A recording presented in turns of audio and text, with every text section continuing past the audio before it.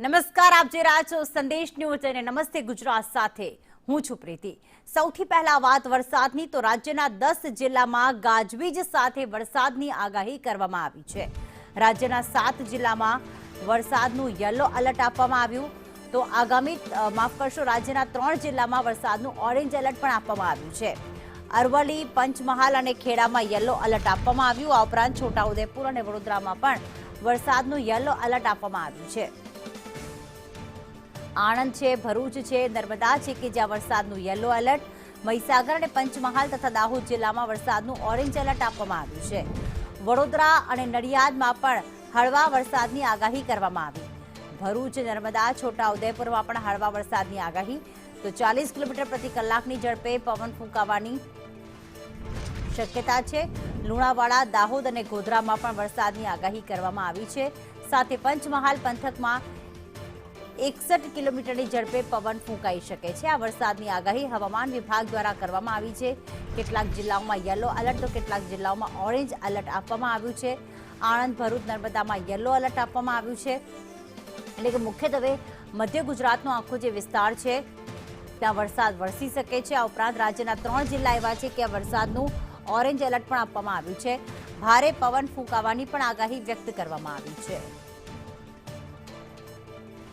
તો વરસાદની આગાહી કરવામાં આવી છે। આગામી સમયમાં છેલ્લા 48 કલાકમાં જે ઉત્તર ગુજરાતમાં વરસાદી માહોલ જામ્યો, દક્ષિણ ગુજરાતના નવસારીમાં પણ વરસાદ વરસ્યો અને હવે મધ્ય ગુજરાતમાં વરસાદની આગાહી કરવામાં આવી છે।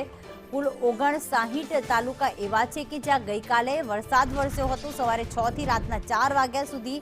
હવે આજે પણ 10 જિલ્લા એવા છે રાજ્યના કે જ્યાં વરસાદની આગાહી કરવામાં આવી છે।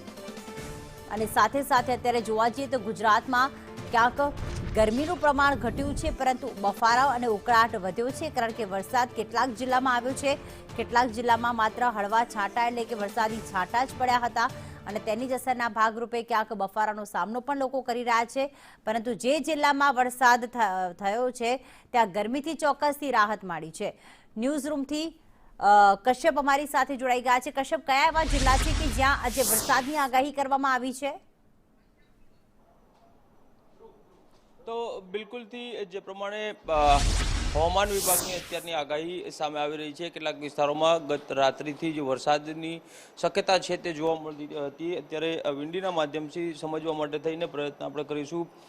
વડોદરામાં વરસાદની આગાહી છે, સાથે જ ખેડા, નડિયાદ સહિતનો જે મધ્ય ગુજરાતનો વિસ્તાર છે ત્યાં વરસાદની આગાહી છે તે વ્યક્ત કરવામાં આવી છે અને આ તમામ મધ્ય ગુજરાતનો એરિયા છે કે જ્યાં હવામાન વિભાગ દ્વારા યલો એલર્ટ છે તે આપવામાં આવ્યું છે। તો આ સિવાય વાત કરીએ તો દક્ષિણ ગુજરાતનો કેટલોક એરિયા છે કે જ્યાં પવનની ગતિ 41 કિલોમીટરથી 61 કિલોમીટર પ્રતિ કલાક રહેવાની શક્યતા છે ને તેમાં લુણાવાડા છે, ગોધરા છે, બોડેલી છે, રાજપીપળા એટલે કે નર્મદા જિલ્લો છે, ભરૂચ જિલ્લો છે, આ તમામ વિસ્તાર જે દક્ષિણ ગુજરાતનો છે કે જ્યાં હવામાન વિભાગ દ્વારા આગાહી કરવામાં આવી છે કે આ તમામ વિસ્તાર છે ત્યાં હળવાથી ભારે વરસાદની આગાહી છે તે કરવામાં આવી છે અને ત્યાં ઓરેન્જ એલર્ટ આપવામાં આવ્યું છે।